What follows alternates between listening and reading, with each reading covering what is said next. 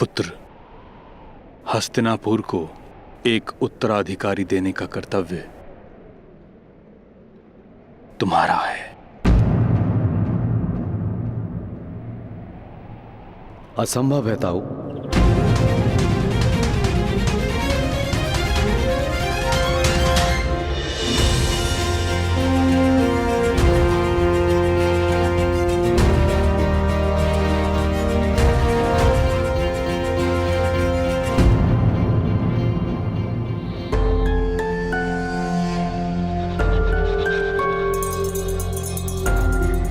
मेरे हाथों ऋषि किंदम की हत्या हुई है।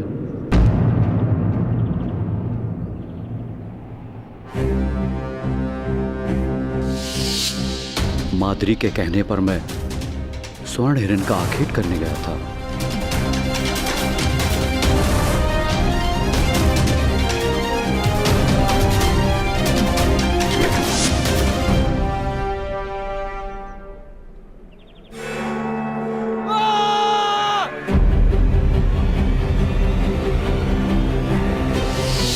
जब भूल से ऋषि किंदम को मेरा बाण लगा तब वे अपनी पत्नी के साथ थे।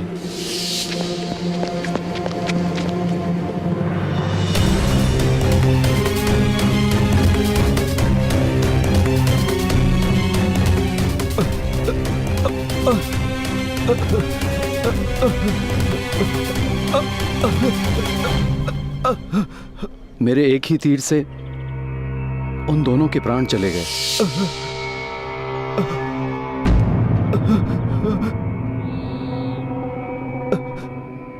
तुझे मैं श्राप देता हूं, यदि तुम अपनी पत्नी के निकट गए तो तुम्हारे प्राण निकल जाएंगे। तुम्हारे माध्यम से तुम्हारी पत्नी को कभी संतान प्राप्त नहीं हो सकता। ये मेरा श्राप है। श्राप है मेरा, श्राप है मेरा, श्राप है मेरा।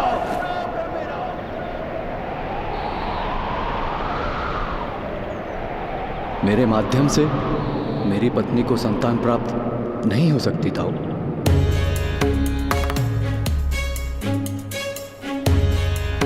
तो क्या यह हस्तिनापुर का दुर्भाग्य है कि उसका सिंहासन सदैव रिक्त रहेगा? किसी चमत्कार, मंत्रबल अथवा नियोग से यदि मेरी पत्नी को कोई पुत्र प्राप्त हो तो उस पुत्र को दत्तक लेकर भी मैं उसे हस्तिनापुर का उत्तराधिकारी घोषित कर दूंगा।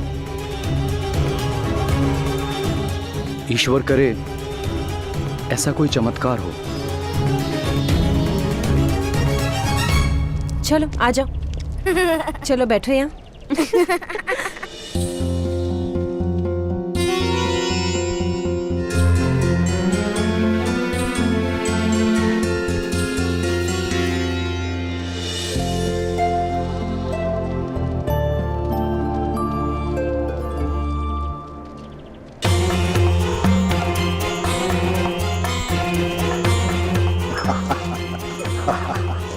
देखा, कर्ण को ऐसे प्रेम की आवश्यकता है। मेरी मानो तो इसे कुंती के पास ही छोड़ दो। माता का प्रेम ना सही, परंतु माता के जैसा प्रेम तो मिल जाएगा।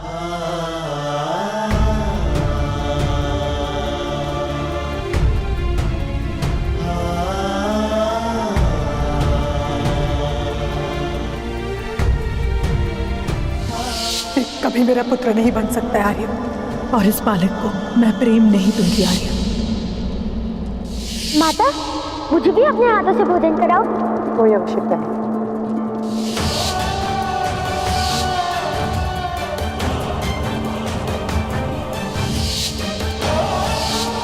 करण को पालना ही मेरे जीवन की एक पीड़ा है।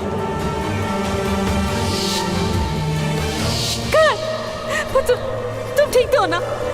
कोई पीड़ा तो नहीं है ना तुम्हें? आज रात से भर तुम घर से बाहर कर।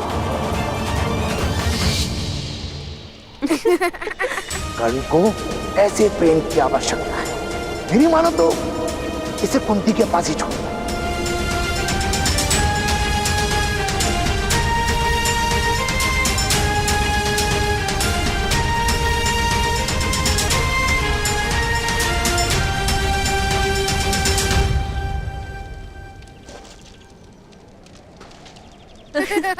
ये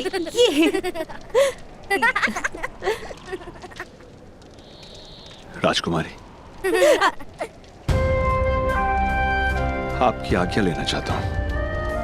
हमारे प्रस्थान का समय हो गया है। कर्ण पुत्र,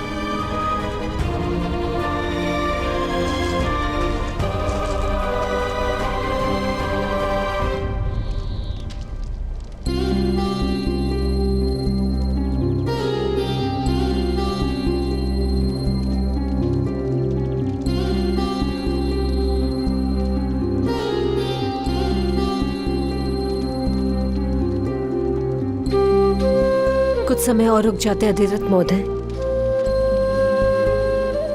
रात्रि का समय है। आप कर प्रातःकाल प्रस्थान कर सकते हैं। कल प्रातःकाल बहुत देर ना हो जाए। राजकुमारी, कर्ण की माता चिंतित होगी।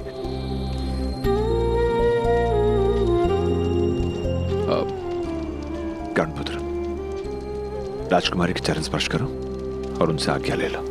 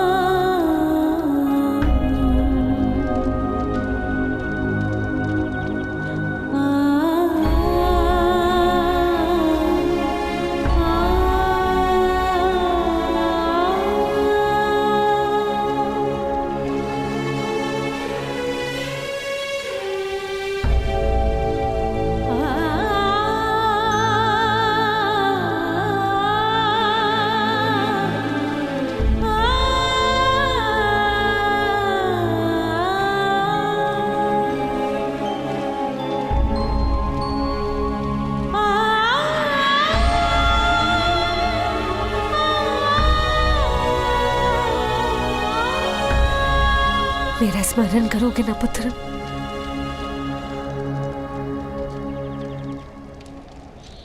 ये मेरे लिए गाई गई पहली लोरी थी देवी कुंती। इसलिए मैं हमेशा स्मरण रखूंगा।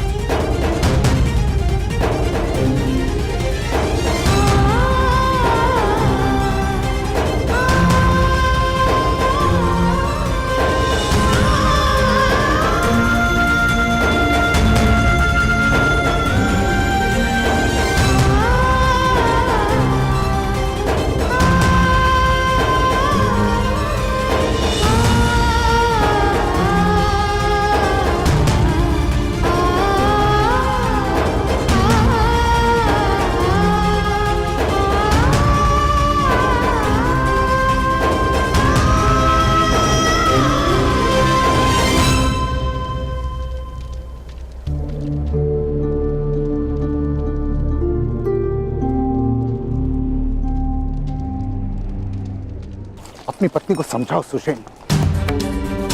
उन्हें बताओ कि महारानी कुंती को उसके पुत्र से कितना प्रेम था। कर्ण क्रोध का नहीं, प्रेम का अधिकारी है। यदि वो अभी भी नहीं मानी तो मैं कह देता हूं कर्ण को मैं अपने साथ ले चलूंगा, अन्यथा महारानी कुंती के पास छुट जाऊंगा। उन्हें भी पुत्र का प्रेम मिल जाएगा। नियति का खेल भी विचित्र है। कर्ण को माता का प्रेम नहीं और महारानी कुंती को संतान की कोई संभावना नहीं। तात्पर्य? ऋषि किंदम का श्राप है महाराज को।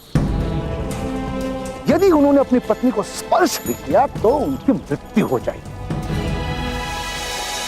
महारानी कुंती को कभी संतान नहीं हो सकती। अभी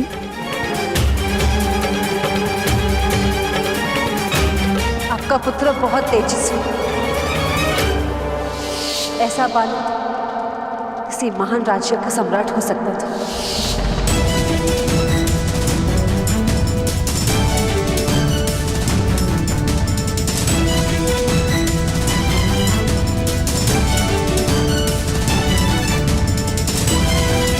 अरे अधिराज, अधिराज,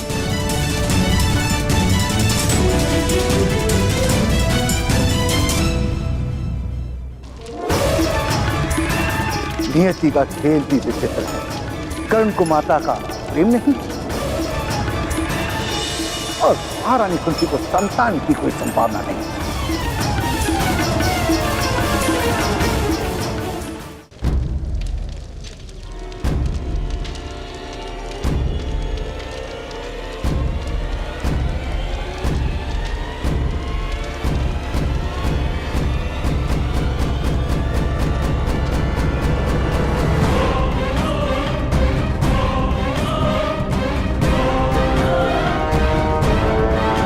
अपने प्रण का विस्मरण हो गया अधिरथ महोदय। नहीं देवी, किंतु जिस बालक का उत्तरदायित्व आपने मेरे सर दिया था उसके भविष्य का स्मरण हो गया। एक सी का बालक कुछ समय के लिए एक छोटी सी घड़ी में छुप सकता है, वहां पल नहीं सकता। कर्ण की दिव्यता मेरे आवास में कैसे पल सकती है? हस्तिनापुर के सिंहासन पर अधिकार है उसका उसका अधिकार है राजकुमारी कुंती की ममता पर। नहीं अधिरथ, कर्ण को कभी हस्तिनापुर का सिंहासन प्राप्त नहीं होगा, क्योंकि कर्ण महाराज पांडु का पुत्र नहीं। क्षत्रियों में नियोग के माध्यम से भी पुत्र प्राप्त होना उचित माना गया है, किंतु उस पद्धति में समग्र परिवार की सहमति होती है। विवाह से पूर्व जन्मा बालक स्त्री के पति की संतान कभी मानी नहीं जा सकती। राजकुमारी का ये रहस्य यदि प्रकट हो गया तो महाराज क्रोध में आकर राजकुमारी का त्याग भी कर सकते हैं। महामहिम इस बात को हस्तिनापुर का अपमान मानकर कुंती राष्ट्र पर आक्रमण कर सकते हैं। जब माता सीता की पवित्रता पर संदेह होता था तो राजकुमारी का क्या होगा? कर्ण का क्या होगा?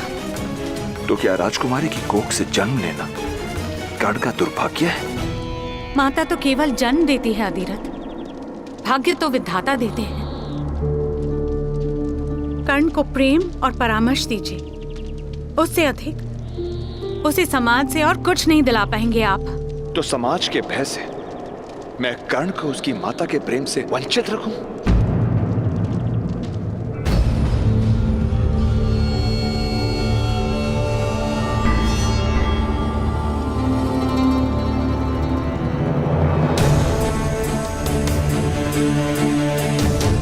अधिरथ महोदय, आप लौट आए?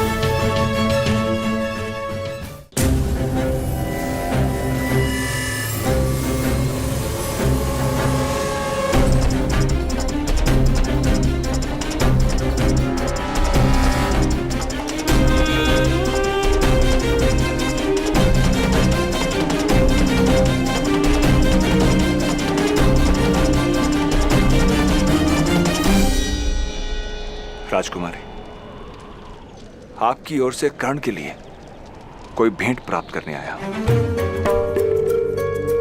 बच्चों के स्मरण कच्चे होते हैं। आपकी दी गई भेंट कर्ण के लिए आपके स्मरणों का आधार बन जाएगी।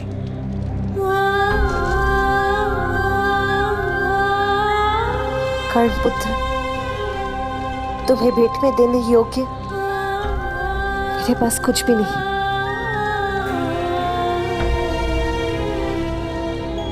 केवल इस अंगूठी के।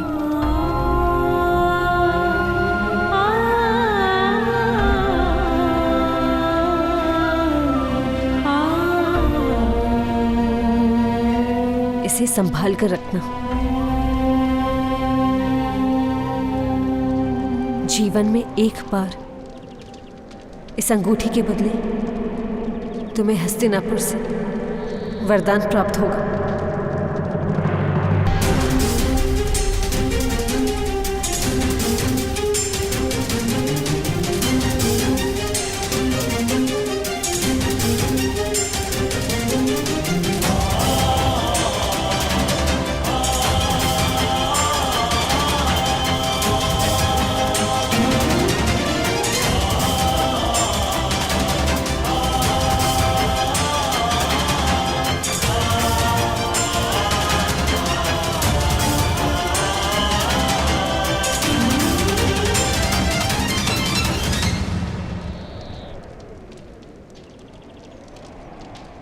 आदिरथ महोदय,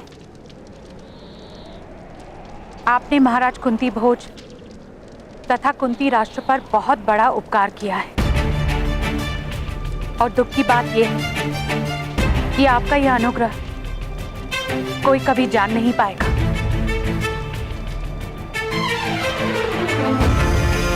मैंने केवल अपना कर्तव्य निभाया देवी।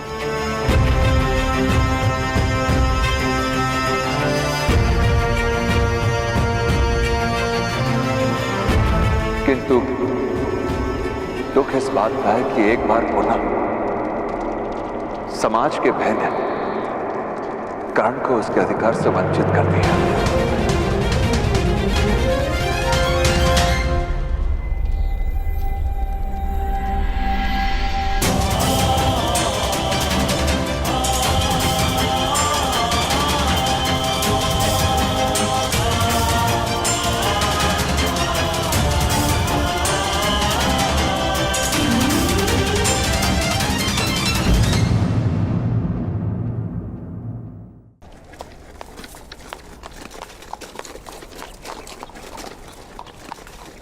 माता, लगता है भ्राताश्री आ गए। Shown, shown! भ्राताश्री, कस्तूरी मृग कहाँ है? नहीं, कस्तूरी मृग हाथ नहीं आए शोन। किंतु यदि आप कस्तूरी मृग नहीं लाएंगे तो माता का प्रेम आपको किस प्रकार प्राप्त होगा?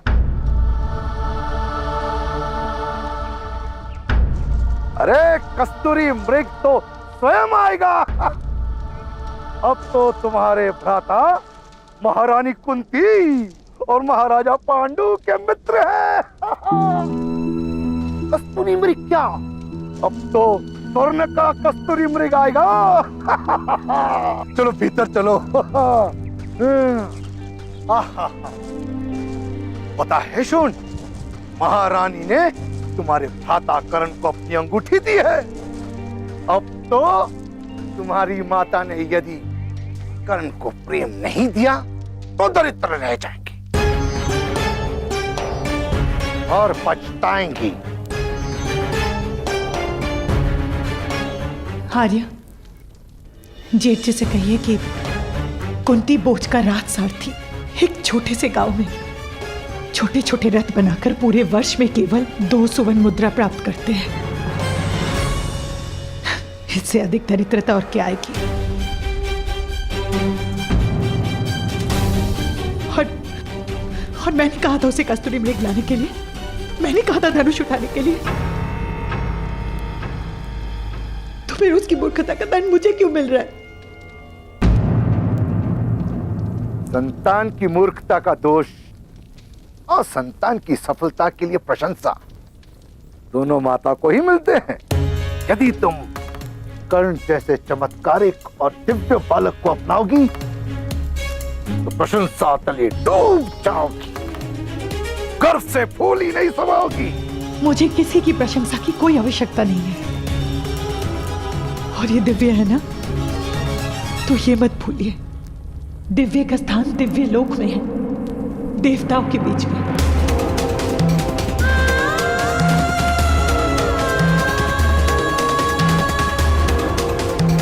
मनुष्य लोक में हम जैसे साधारण मनुष्य के बीच में नहीं।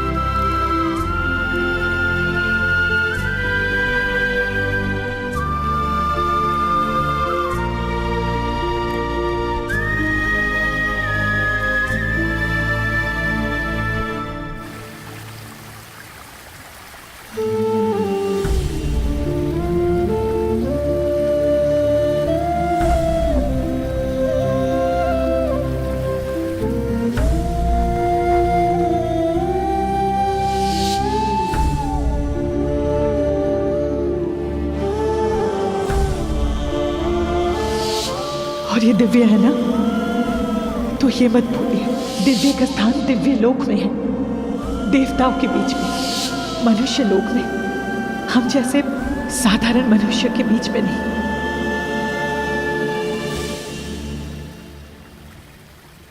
भ्राताश्री, इस प्रकार यहाँ क्यों बैठे हैं?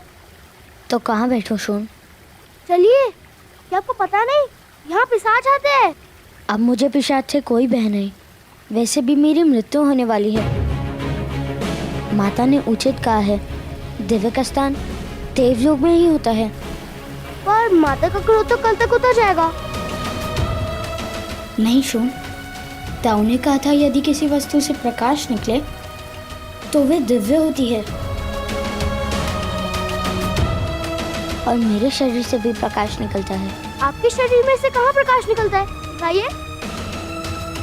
ऐसे नहीं निकलता, किंतु जब मैं पर्वत से गिरता हूँ तब पूरे शरीर से प्रकाश निकलता है। अवश्य मेरी मृत्यु अब निकट है, उससे मुझे कोई हानि नहीं होती। तो दिखाइए। मृत्यु? अरे नहीं, प्रकाश। चलो दिखाता हूँ।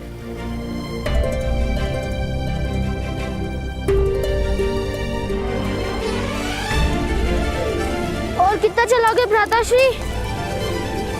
अब अपना दिखा दो ना दिव्य कवच। ठीक है।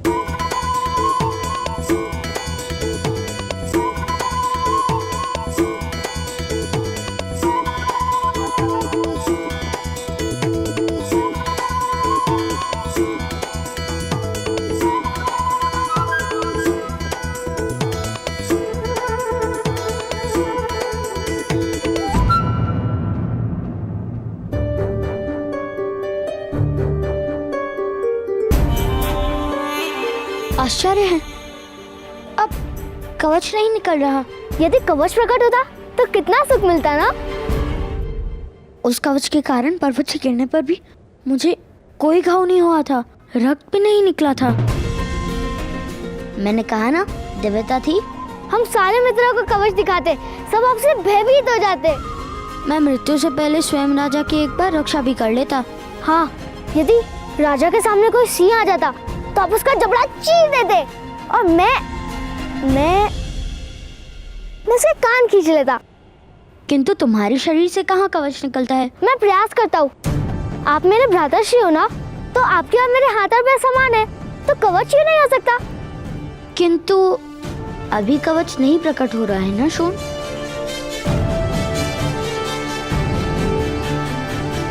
संभवतः पर्वत से गिरने पर प्रकट हो। मैं प्रयास करता हूँ। नहीं शोन, ठहरो, ऐसा साहस करना उचित नहीं।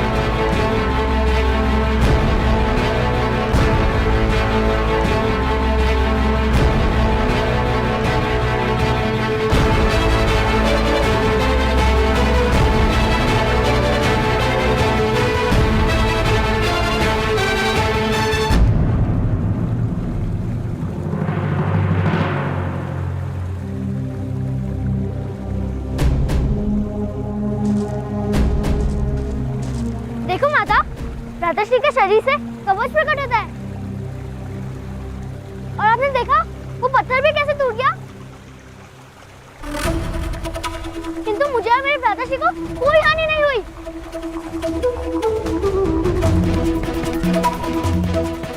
माता, अब से देखा मैं दिव्या हूँ ना।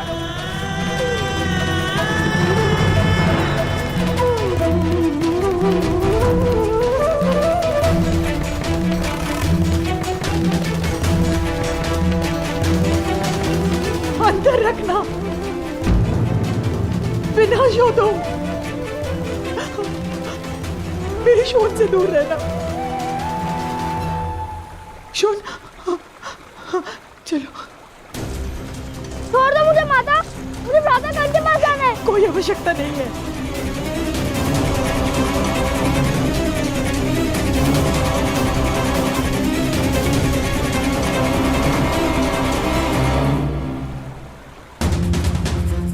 भ्राता कर्ण दिव्य है माता। क्या आपने उनको दिव्य कवच नहीं देखा? अब हमें कोई हानि नहीं होगी। कर्ण स्वयं हानि है शोन। यदि तुम उसके साथ रहे तो तुम पर भी विपदा आ पड़ेगी। तुम क्यों नहीं समझ रहे हो शोन? कर्ण का कवच केवल उसी की रक्षा कर सकता है, किंतु वो हम सबके लिए मृत्यु का कारण बनेगा।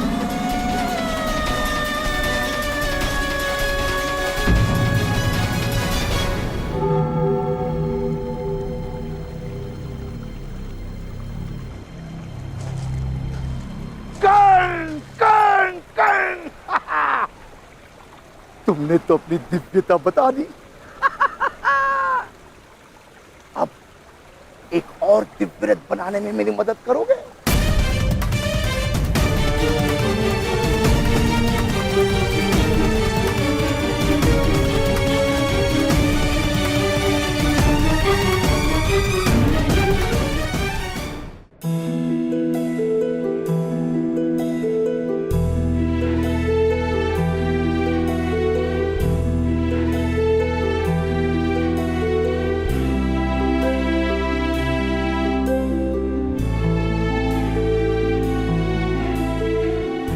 मेरी दिव्यता माता के लिए क्रोध का कारण क्यों बन गई था? या!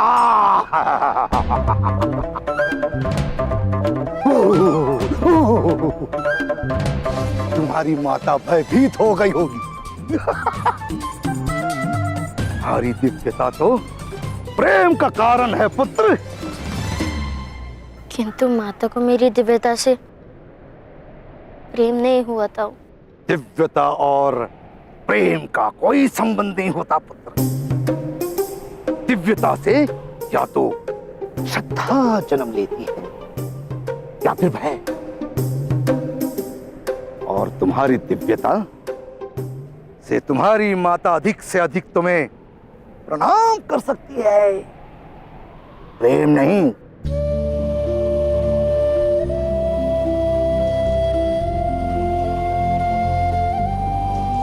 माता से प्रणाम की अपेक्षा किस बालक को होती है ताऊ?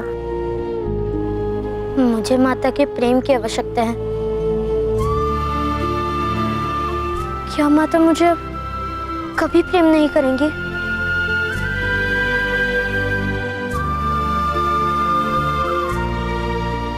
नहीं, नहीं पुत्र नहीं, ऐसा नहीं है। तुम्हारी माता तुमसे बहुत प्रेम करती है। ईश्वर हो या माता अपनी निर्बल संतान को सदा ही अधिक प्रेम दिखाती है। और शून में तुम जैसा चमत्कारियां तो है नहीं, शक्तियां तो है नहीं, बस इसी कारण तुम्हारी माता शून पर अधिक ध्यान देती है। हाँ।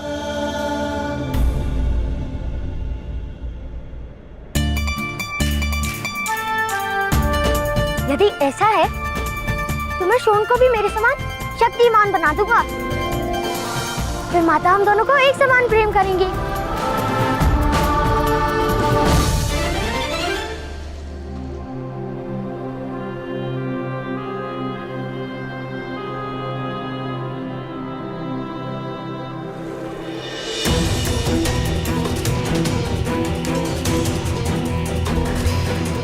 भगवान ने राजकुमारी को आश्वासन दिया था कि वो सदैव अपने पुत्र की रक्षा करेंगे। यही कारण है कि इस बालक के पास दिव्य कवच तथा कुंडल है। आपका पुत्र बहुत तेजस्वी है। ऐसा बालक तो किसी महान राज्य का सम्राट हो सकता था।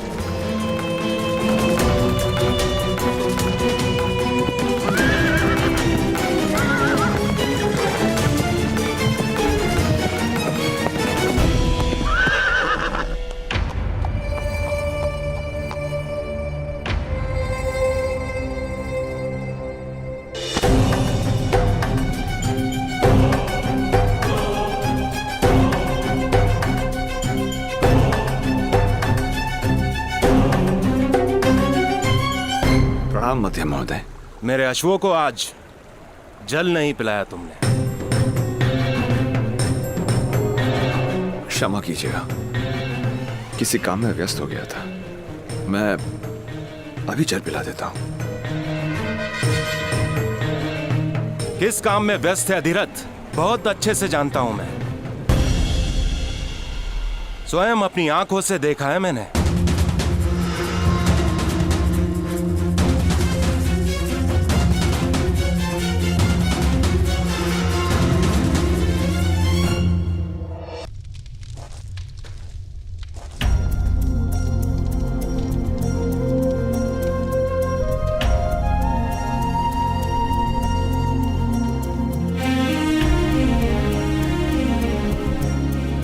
पहले खा लो। इतना क्रोध क्यों शोर? माता ने कहा है कि आपके कवच के कारण हम सबकी मृत्यु हो जाएगी। किंतु मैं जानता हूँ जब तक आप हमारे साथ होंगे तब तक मृत्यु हमें स्पर्श भी नहीं कर सकती है। किंतु माता ये बात समझती क्यों नहीं? अच्छा पहले खा लो। किंतु तुम तो ये बात समझते हो ना? अवश्य, मैं आपसे अत्यंत प्रेम करता भ्राता, 4 लड्डुओं से भी अधिक।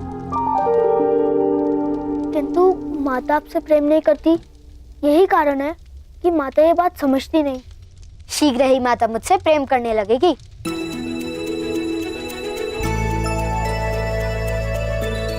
मैंने माता का प्रेम पाने का मार्ग ढूंढ लिया है। अपने पुत्र को रोको, अन्यथा चिंता के स्थान पर भय और भय के स्थान पर दुख होगा। अपने पुत्र की दिव्यता के ढोंग का अंत करो। किंतु महोदय, कर्ण वास्तव में दिव्य है। उसकी दिव्यता ईश्वर का प्रसाद है।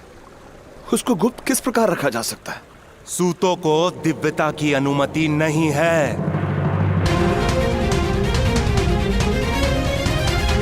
ईश्वर का प्रसाद जात पात नहीं देखता महोदय।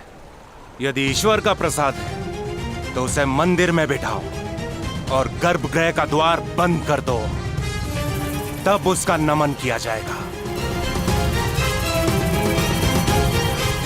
किंतु जीवन मंदिर में नहीं बीत सकता, उसे संसार में आना ही पड़ेगा। और जिस दिन वो समाज के मध्य आया, उस दिन उस पर जात पात का बंधन अवश्य होगा।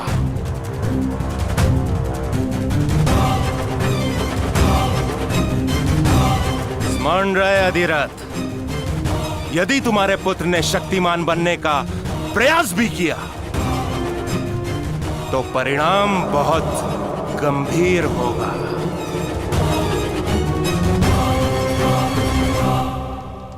हाँ, मैं तुम्हें भी अपनी भांति महान धनुर्धर बना दूंगा।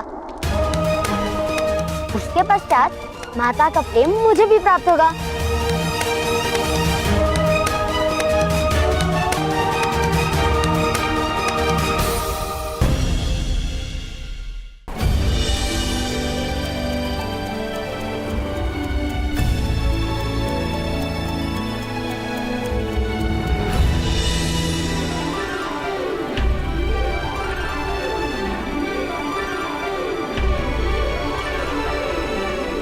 भ्राता कौन? आप मत्स्य को लक्ष्य बना रहे हैं? मत्स्य को नहीं, मत्स्य के मत जो पत्थर है उसको।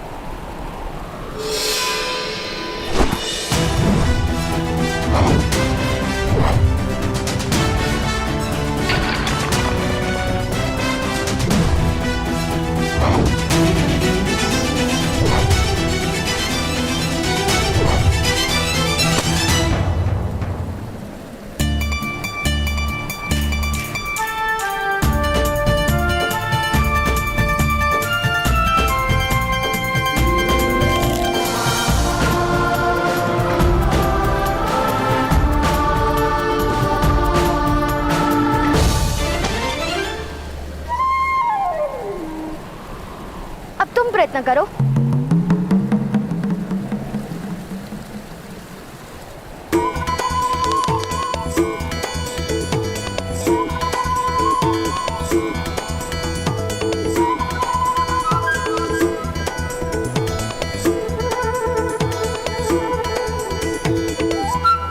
इस प्रकार धनुष उठाओ, इस प्रकार प्रत्यंचा खींचो, अपने नेत्र केवल लक्ष्य पर रखो और पवन की दिशा देखो। संधान करते समय मस्तक थोड़ा सा नीचे और हाथ ऊपर होने चाहिए। ना मस्तक मेरी आज्ञा मान रहा है, ना हाथ और ना ये धनुष। मुझे लगता है मेरे कारण आपको माता का प्रेम कभी प्राप्त नहीं होगा। प्रयत्न करते रहो शोन। उस प्रयत्न से क्या लाभ होगा उसकी चिंता छोड़ दो। जाओ शोन, अब तुम फिर से प्रयत्न करो।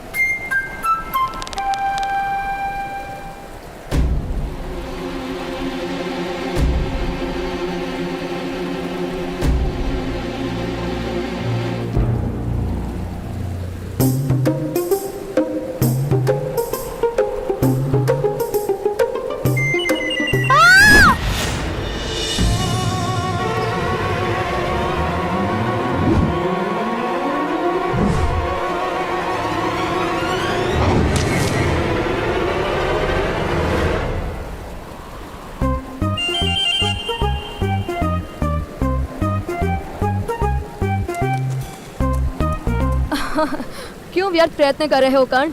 मेरे पिता कहते हैं कि धनुर्विद्या सूतों का कार्य नहीं है। किंतु मेरे ताऊ कहते हैं विद्या उनकी होती है जो ग्रहण कर ले। और यदि विद्या ही क्षत्रिय होने का प्रमाण है तो शोण भी धनुर्धारी बन जाएगा।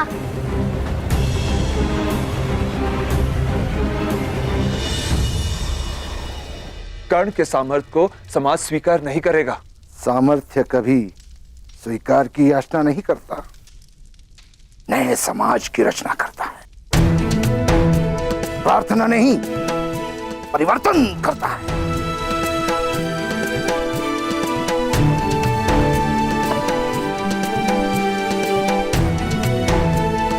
ऐसा ही आत्मविश्वास लेकर आप भी घर से निकले थे। क्या हुआ? ना संसार बसा पाए और ना परिवर्तन ला पाए।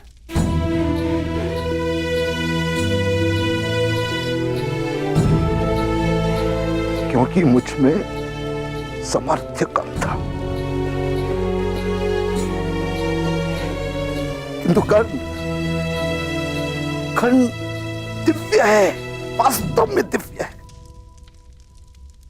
अवश्य किसी देवता का प्रसाद है ये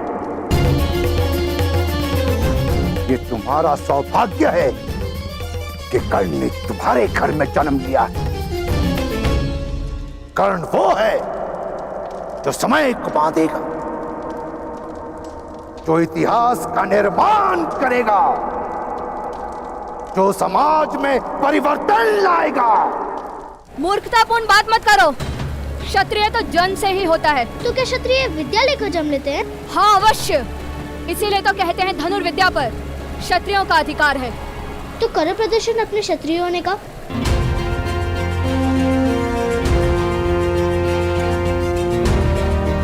उस पेड़ से फल लाकर दिखाओ। मत्स्य के मत से तुम्हें अपने बाण का मार्ग बनाना पड़ेगा।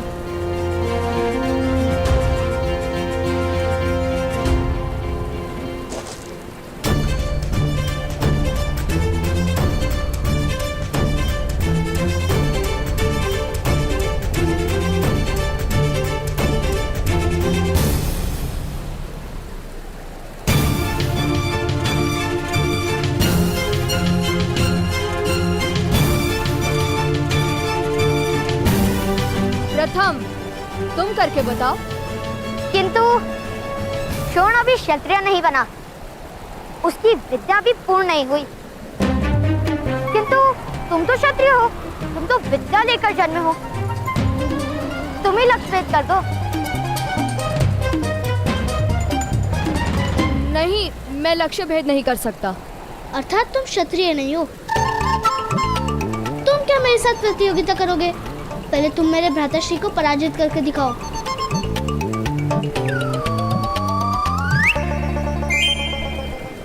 और जब तक तुम भ्राताश्री को पराजित नहीं करोगे तब तक हम तुम्हें क्षत्रिय नहीं मानेंगे। असंभव! मैं अपने छोटे से बालक के कंधों पर आपके सपनों का भार नहीं आने दूंगा। कृपा करके उसके मस्तक में मिथ्यावचन मत भरिए। मेरी तो केवल इतनी इच्छा कि वो अपना जीवन सुख और संतोष के साथ जिए। नहीं बनाना चाहता उसे योद्धा, नहीं करवानी है समाज के साथ शत्रुता, उसके जीवन में संघर्ष नहीं भरना चाहता मैं। सामर्थ्य और संघर्ष में तो पति पत्नी का संबंध है अधिरथ। नहीं भ्राताश्री,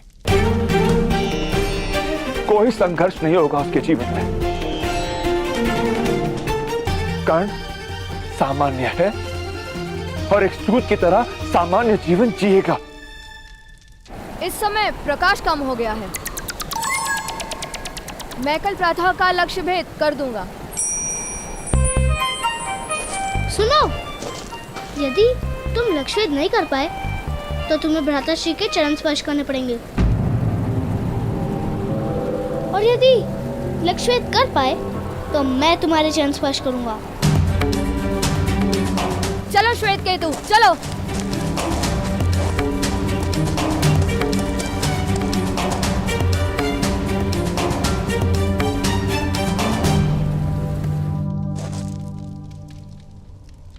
एक सूत के हाथ में रथ की धुरा होती है, धनुष नहीं। ताऊ ताऊ, वो उत्तम है ना? हाँ, कल प्रातःकाल उस उत्तम के साथ भ्राताश्री की प्रतिस्पर्धा निश्चित हुई है। आप चलेंगे ना हमारे साथ? भ्राताश्री और उत्तम धनुष से लक्ष्य भेद करेंगे, और जब उत्तम पराजित हो जाएगा तब वो भ्राताश्री के चरण स्पर्श करेगा। अरे वाह! ये क्या प्रलाप कर रहे हो तुम? कोई प्रतिस्पर्धा नहीं होगी, कोई लक्ष्य भेद नहीं होगा। किंतु पिताश्री, यदि प्रतिस्पर्धा नहीं होगी तो भ्राताश्री को उस उत्तम के चरण स्पर्श करने होंगे। तो कर्ण चरण स्पर्श नहीं, बड़ी बात करेगा।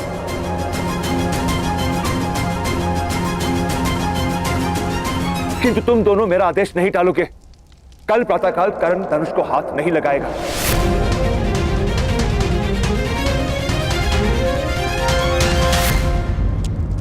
पिताश्री, कल प्रातः काल मुझे आपके साथ आने का आदेश दीजिए ना।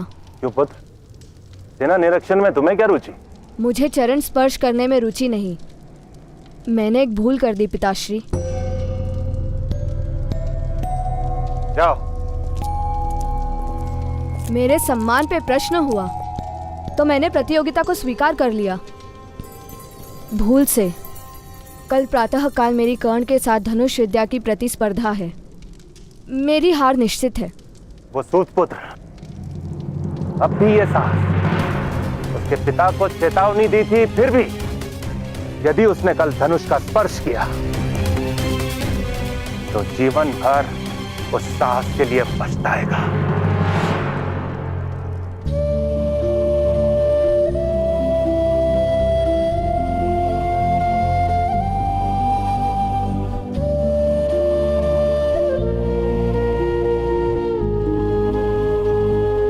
तो कर्ण चरण स्पर्श नहीं, बड़ी बात करेगा। कल प्रातःकाल कर्ण धनुष को हाथ नहीं लगाएगा।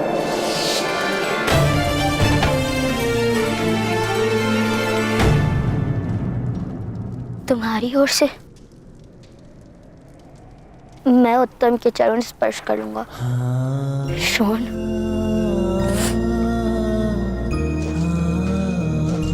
भ्राताश्री, आप उस उत्तम के चरण नहीं स्पर्श करेंगे।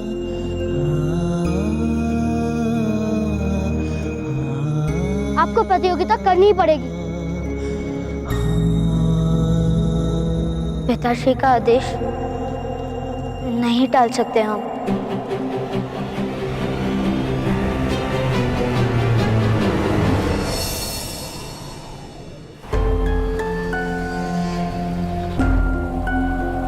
सूत पुत्र नहीं आएंगे। क्षत्रियों से प्रतियोगिता करने का साहस सूत पुत्र में नहीं होता पुत्र। और चरण स्पर्श करने की संभावना से वो कर्ण भयभीत हो गया होगा। चरण स्पर्श करवाने के लिए हम उनके घर चले पिताश्री? नहीं पुत्र,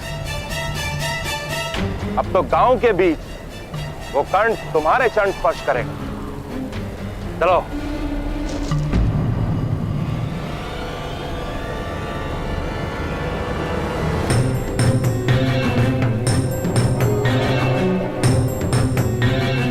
चलिए भ्राता, बाहर चलते हैं।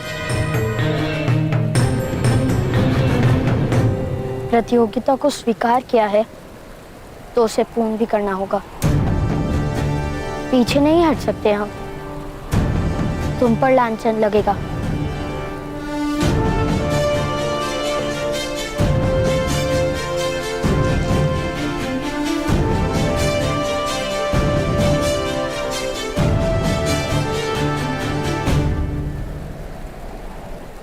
प्रतियोगिता करोगे कैसे सुपुत्र? तुम्हें तो धनुष चलाने का अधिकार ही नहीं है। उचित कह रहे हैं आप। पिताश्री ने हमें धनुष चलाने की अनुमति नहीं दी। अंत में तुम्हारे पिता को सत्य के दर्शन हो ही गए।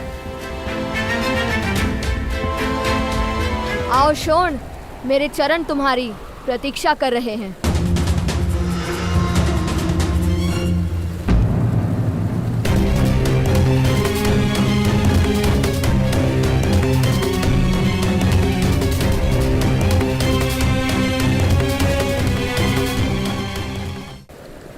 उत्तम, यदि तुम्हें आपत्ति ना हो तो शोण के स्थान पर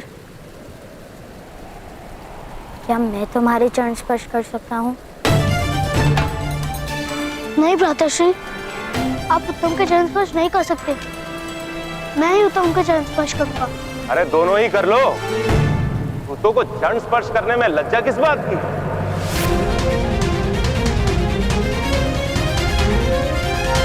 क्षत्रियों के चरण स्पर्श करके अपने वास्तविक स्थान को स्वीकार करो।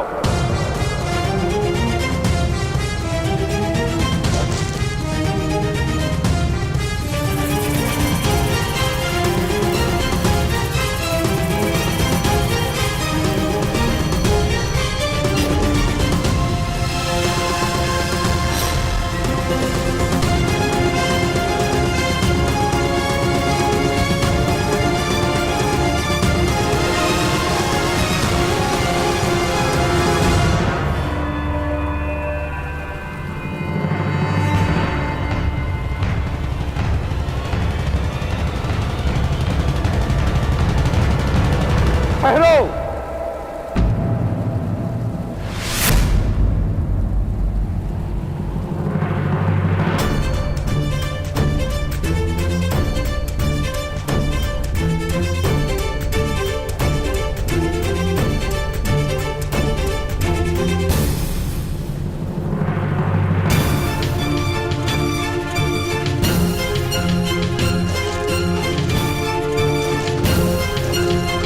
जाओ पुत्र।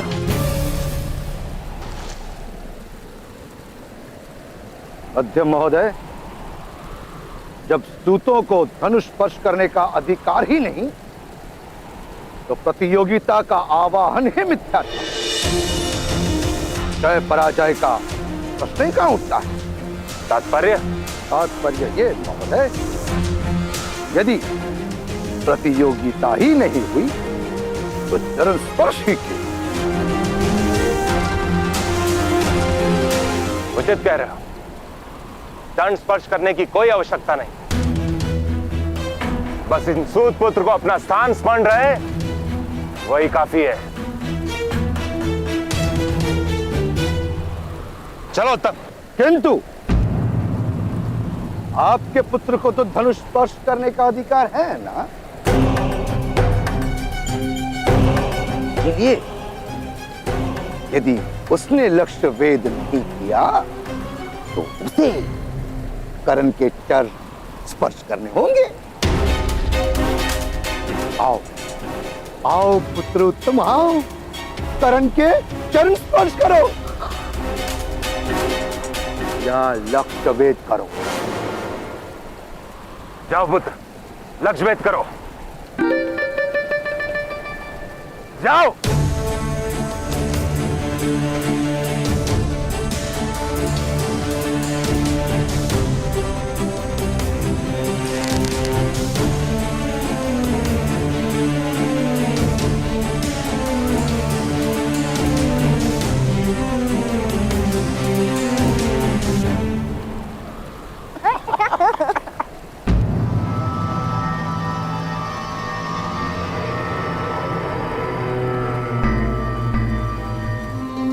मध्यम महोदय, दीजिए कर्ण को अनुमति।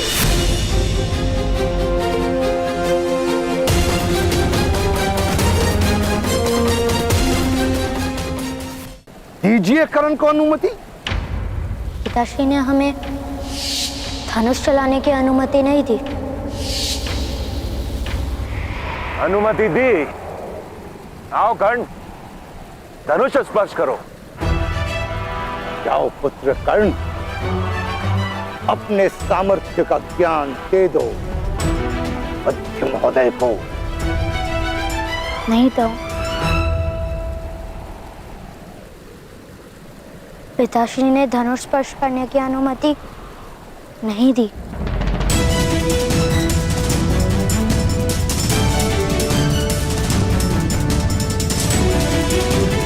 पुत्र कर्ण, ईश्वर ने 2 हाथों के साथ 2 पैर भी तो दिए हैं।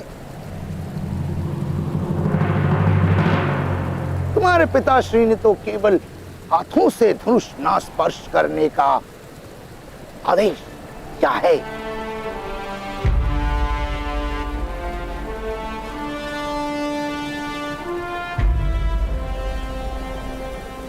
दिव्य दृष्टि से बाण शक्ति से जीते